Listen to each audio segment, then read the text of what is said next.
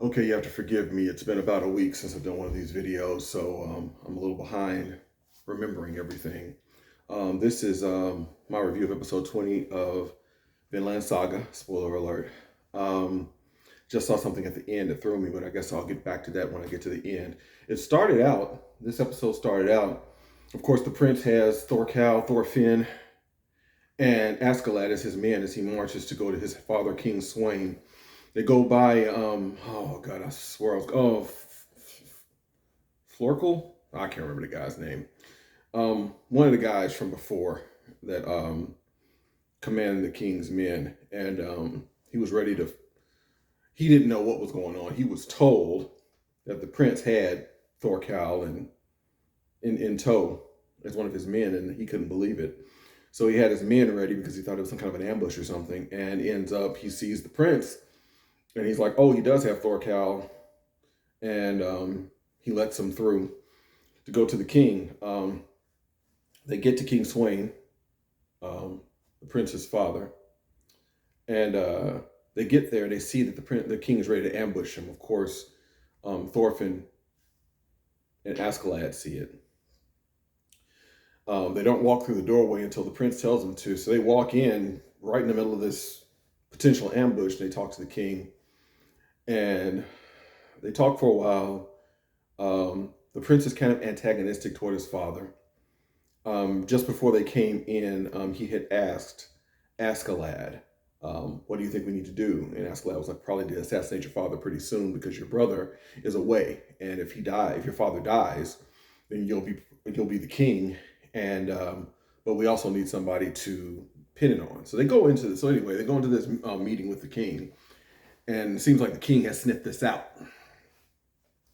So he's got all these men surrounding archers and everything surrounding them. And he ends up threatening his son. And he's like, look, I'm going to set you up in this area where you'll rule Cornwall, as a matter of fact.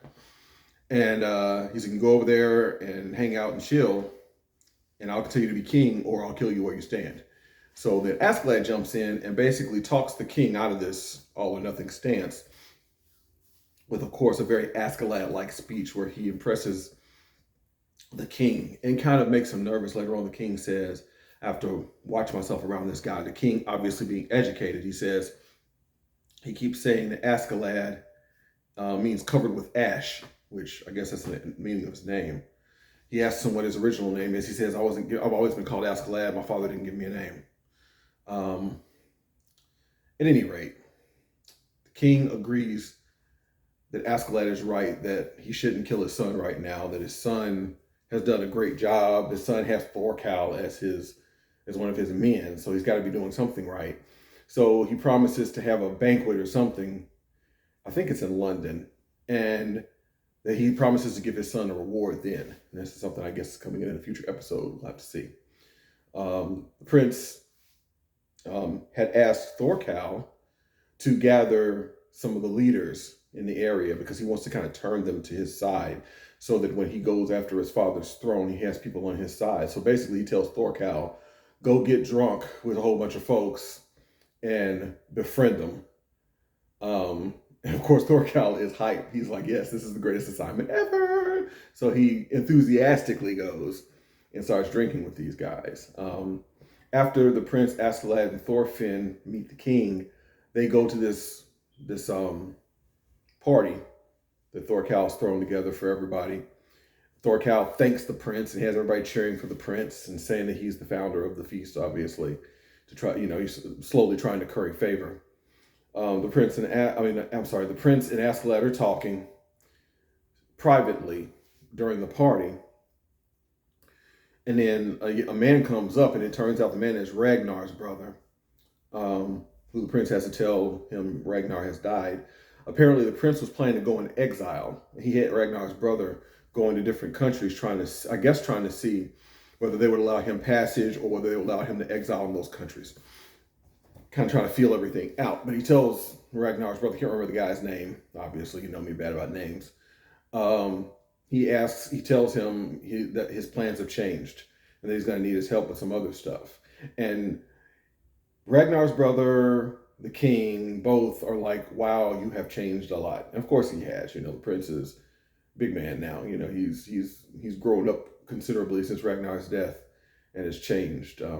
Ragnar's death, coupled with his conversation with the priest, who also pops back in um, without his beard and his mustache, so he looks like a little kid. Tells everybody he's 23 years old. He's basically, they're having a drinking contest during this party, and the priest is sitting there drinking everybody under the table.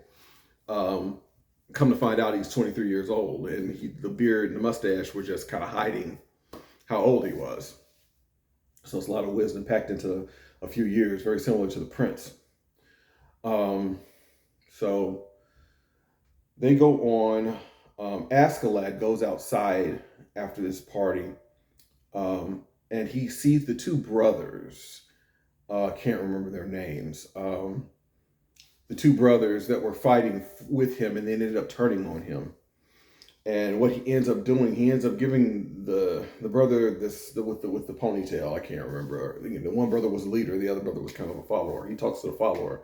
The leader seems like he's kind of nutted out a little bit after everything. He gives him this gold bracelet and sends him on his way.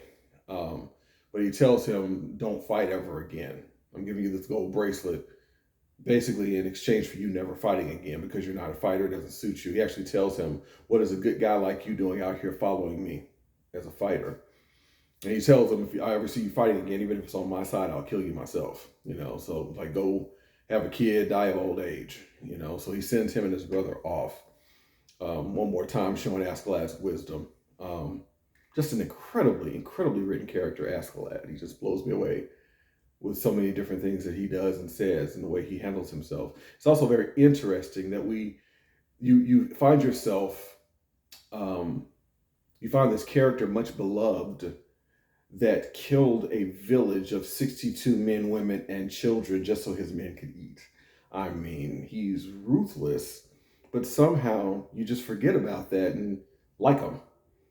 It's really a mind bender how they write a character that makes you like him after committing such evil atrocities. He does have a moral compass. He is fully devoted to the prince. It seems like he believes the prince is this king that he had been looking to serve all his life, and he is throwing his heart and soul behind this prince. It impressed King Swain, who said himself he's got to keep an eye on him.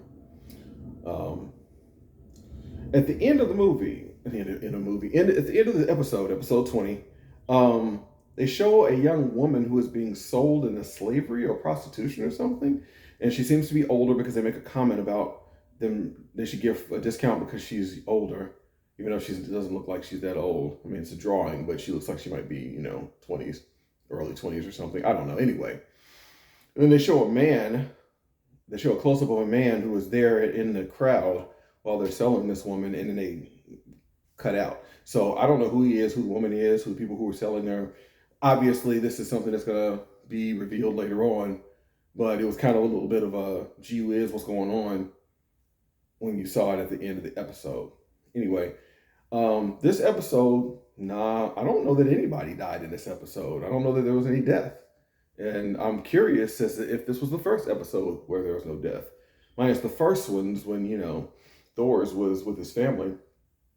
But kind of pleasant not to see any blood. And a very good episode establishing characters, establishing Askeladd's new position as the prince's right-hand man, and continuing to show that Thorfinn still has a singular focus. They showed him training himself with his swords, and he kicks his bucket and shatters it, and Askeladd's looking, it's like, man, this kid is still focused. He has one focus. He is not letting go of it. He wants to kill Askeladd for killing his father. He is not going to let go of that, and he's just kind of going along with the ride until he gets that opportunity. So anyway, good episode. I really enjoyed it, and see what happens in episode 21.